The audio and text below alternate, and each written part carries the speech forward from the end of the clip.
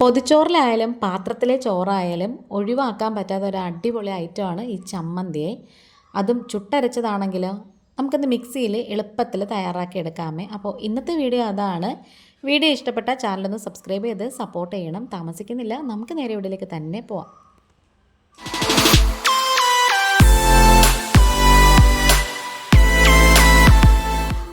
ഈ ഒരു ചുട്ടരച്ച ചമ്മന്തി ഉണ്ടാക്കാൻ വേണ്ടിയിട്ട് അത്യാവശ്യം തീരെ ചെറുതല്ല, കുറച്ച് വലിപ്പമുള്ള 6 ചുവന്നുള്ളി എടുത്ത് തൊലിയൊക്കെ കളഞ്ഞിട്ട് കഴുകി വൃത്തിയാക്കി എടുത്തിട്ടുണ്ട്. ഇനി നമുക്കിത് ഗ്യാസിൽ വെച്ച് നന്നായിട്ടൊന്ന് ചുട്ടെടുക്കാമേ. അതിൻ്റെ പുറം ഭാഗമൊക്കെ ഒന്ന് ബ്രൗൺ ആയിട്ട് വരണം. വിറകടുപ്പിലാണെന്നുണ്ടെങ്കിൽ കനലിനകത്തോട്ട് കമ്പിക്കകത്ത് കോർത്തങ്ങ് ഇട്ടാൽ മതി, അതാണ് എളുപ്പം. ഇതിപ്പം ഗ്യാസിലാവുമ്പോൾ നമ്മളിങ്ങനെ ഒന്ന് കമ്പിയിൽ പിടിച്ച് വെച്ച് കൊടുക്കണം. കുറച്ച് സമയം ഇങ്ങനെ നിൽക്കുമ്പോൾ തന്നെ ദേ ഇതുപോലെ നന്നായിട്ട് ഒരു ബ്രൗണിഷ് കളറാവും. ഇനി അതുപോലെ ഞാൻ എരിവുള്ള മുളകും ഒരു 3 എണ്ണം എടുത്തിട്ടുണ്ട്. ഇതിൽ 3 എണ്ണം മതി, ഇനി എരിവ് അങ്ങ് കൂടിപ്പോകും. അതുകൊണ്ടാണ് ചോറിലിട്ട് പുരട്ടി കഴിക്കുന്ന ചമ്മന്തിക്ക് ഒരുപാട് സ്പൈസി ആവാതിരിക്കുന്നതാണ് നല്ലത്. അങ്ങനത്തെ ഈ 3 വറ്റൽ മുളകും കൂടി നന്നായിട്ട് ചുട്ടെടുത്തിട്ടുണ്ട്. ഈ ഒരു പരുവത്തിൽ ചുട്ടെടുത്തിട്ടുണ്ട്.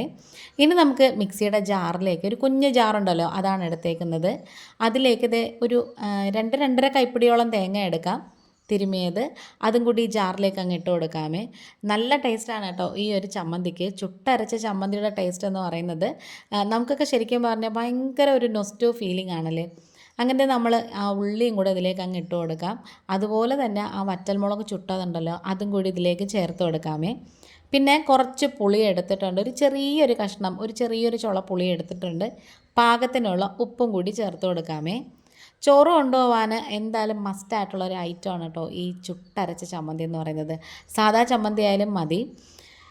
ഇനി ഇതേ നമുക്ക് ഉപ്പ് കുറവായിരുന്നുകൊണ്ട് ഞാനൊരു ഇച്ചിരി ഉപ്പും കൂടി ചേർത്ത് എടുത്തിട്ടുണ്ട്. പിന്നെ കുറച്ച് കറിവേപ്പിലയും കൂടി ചേർത്ത് അരച്ചെടുക്കാം. ആദ്യം നമ്മൾ തേങ്ങയും ബാക്കിയുള്ള ചേരുവകളും മാത്രം അരയ്ക്കണം.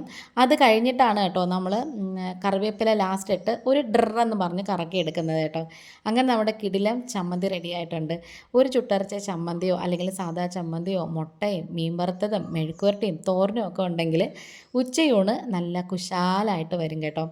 അപ്പോൾ നമ്മുടെ വീഡിയോ വൈൻഡ് അപ്പ് ചെയ്യാറായി. വീഡിയോ ഇഷ്ടപ്പെട്ട ഒന്ന് സബ്സ്ക്രൈബ് ചെയ്ത് സപ്പോർട്ട് ചെയ്യണേ. ഇന്നിപ്പോൾ ഇത്രയേ ഉള്ളൂ. വേറൊരു വീഡിയോ ആയിട്ട് വേഗം വരാം. Thanks for watching.